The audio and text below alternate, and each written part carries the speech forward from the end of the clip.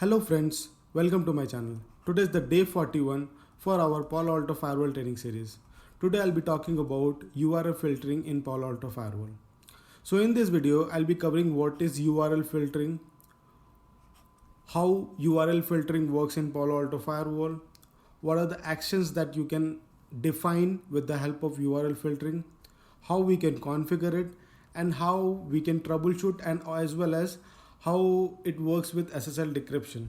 So I'll request you to please watch this video till then so that you will be able to understand these topics, which is very important for industry, as well as it will be useful for your interviews as well. And also I'll request you to please subscribe my channel and hit the bell icon so that you never miss a video from me.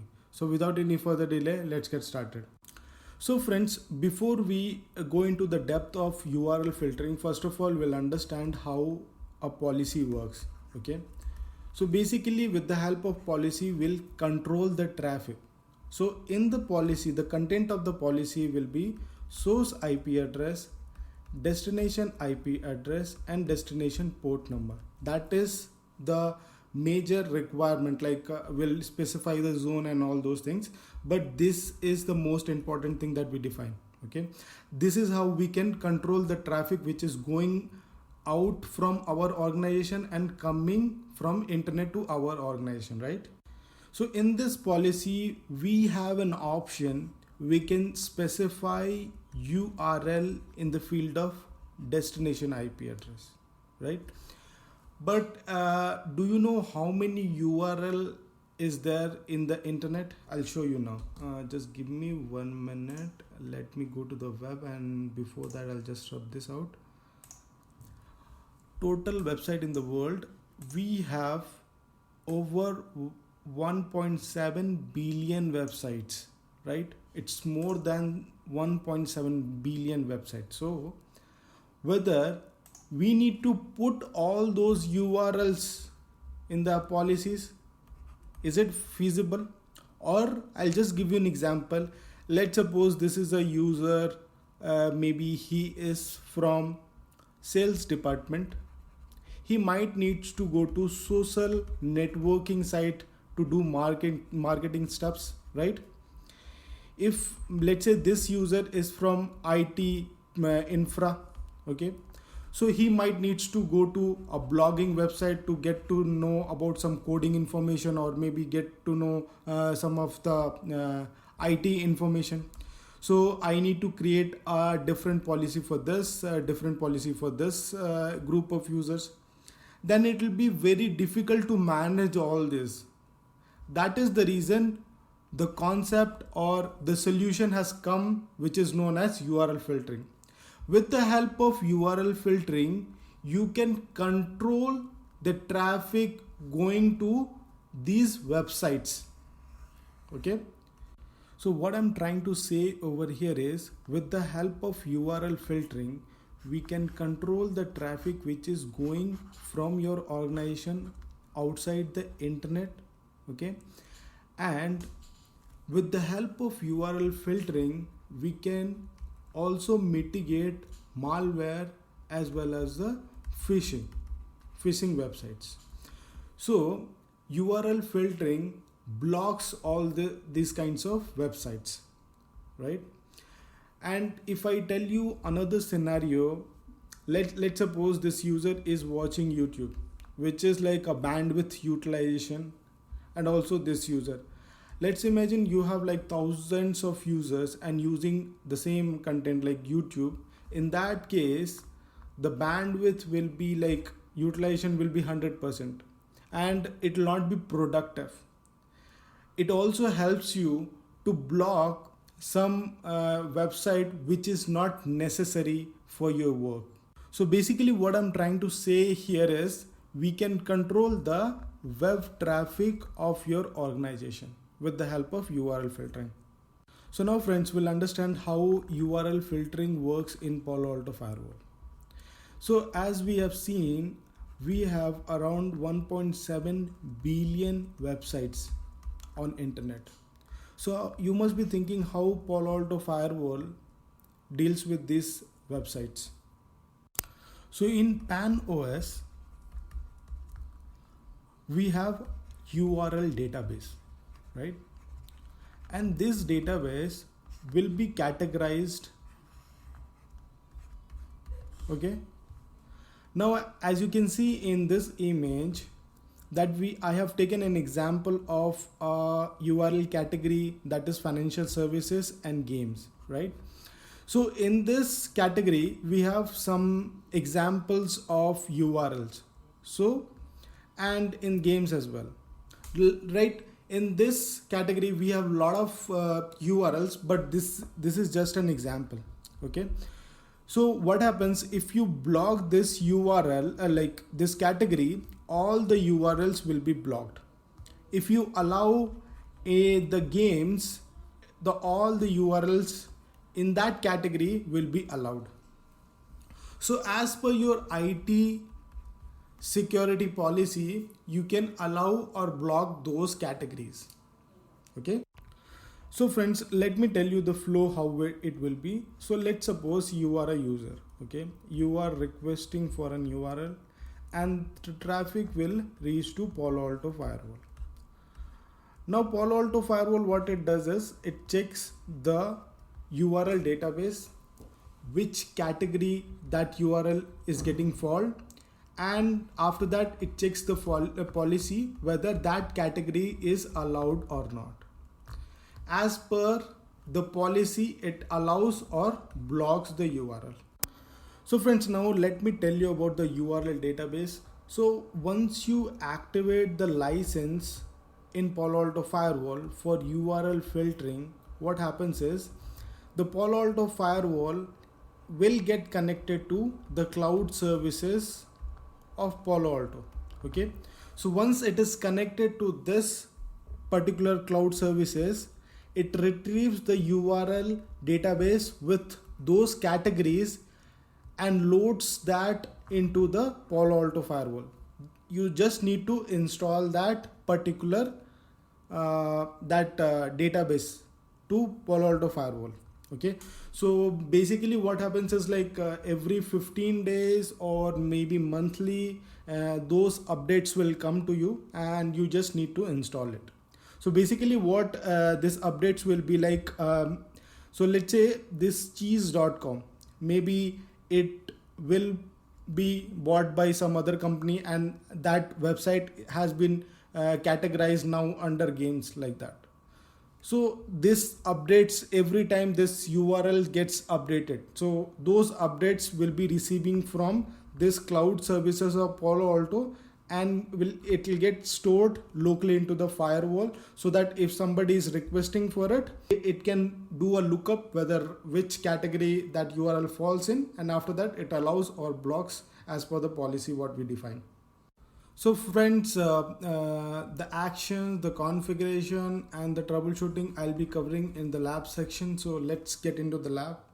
So friends, I have chosen a very simple diagram because as we need to understand how URL filtering works, that is the reason I have taken this diagram. So as the PC is, it's an inside PC connected to Palo Alto firewall, and Palo Alto firewall is connected to internet, right? So let's get into the Palo Alto now. So friends, as we can see the dashboard of our Palo Alto firewall, let's get into the network as we have already configured Ether 1x1 and 2, which is connected to internet, which is outside, and 1x1 is an inside.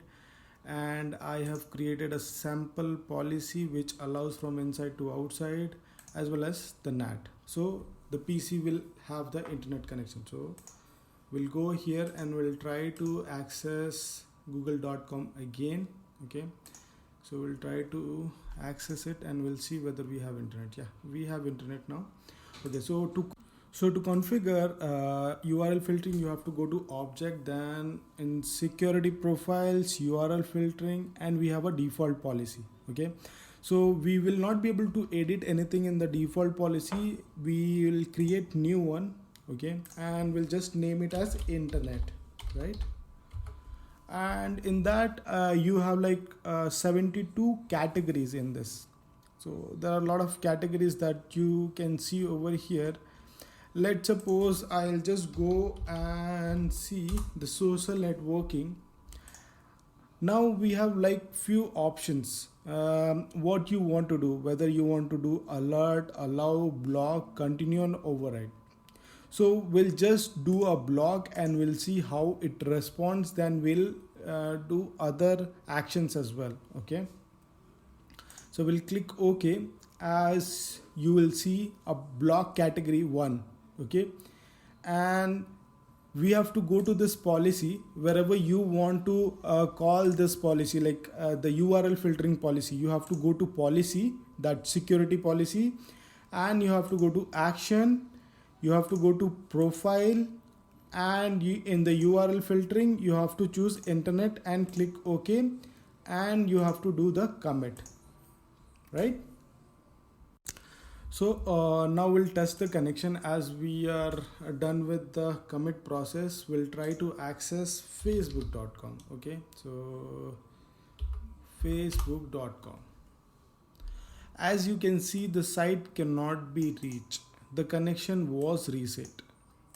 Okay, as this is a HTTPS connection, we are not doing HTTP, we are doing HTTPS. So we'll try to do HTTP right now. We'll test the HTTP, then we'll go for HTTPS, and we'll try to tell you what exactly happening here. Okay, so we'll go to LinkedIn and we'll try accessing it with HTTP.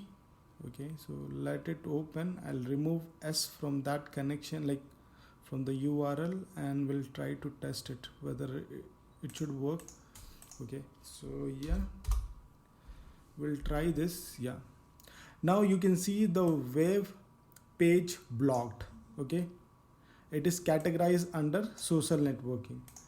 Now if you see here in the monitor, if you go to URL filtering, as it says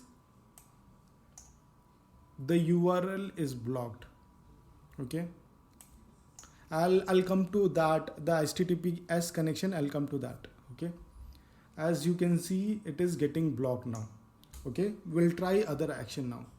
So friends, now we'll change the action, and we'll go to the social networking and we'll change the action as alert. So what does it mean is like when you configure the action as alert, it just generates an alert. The website will be allowed, but it just in the monitor, if you see the URL filtering logs, it just generates alerts. That's it. So you can filter with the alert, and you can see like users, where the users are going. So basically you'll have a visibility into the network, that what kind of website the users are visiting. Okay, I'll just show you right now. So we'll let it get complete.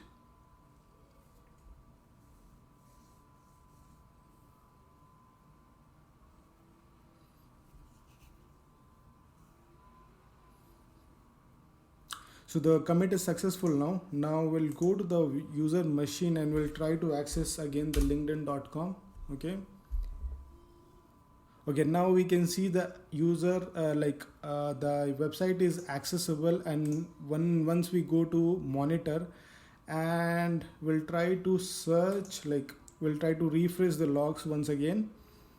Okay, so now we'll see the logs has been updated, and we can see some alert action. So if you filter with this, you will be able to see how many alerts are there, like how many where the users are going. So you will be having a visibility into the network, right?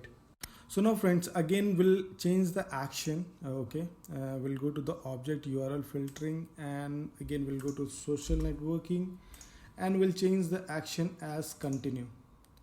So what exactly this means is like you are giving a permission to your user that you will be able to use it, but there will be a warning page which displays to you. Let's suppose a user is accessing some valid website, and that website is categorized in a wrong way. In that case, he might go to that website by clicking the continue button. So now we'll test it from the user machine.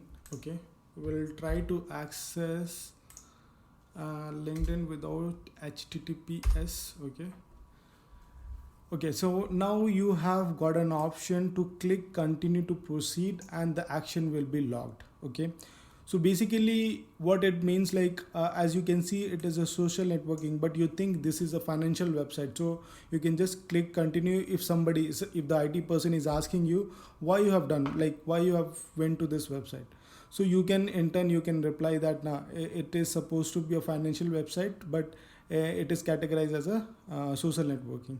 Or maybe if the user is like knows where which website is going and it is not harmful, in that case also he can, like in any VIP user or something. Now I have one question for you guys. Can you tell me what exactly which website it went? What is 6080? Just let me know for this one. If I click on this continue button, I will be into the website. Okay.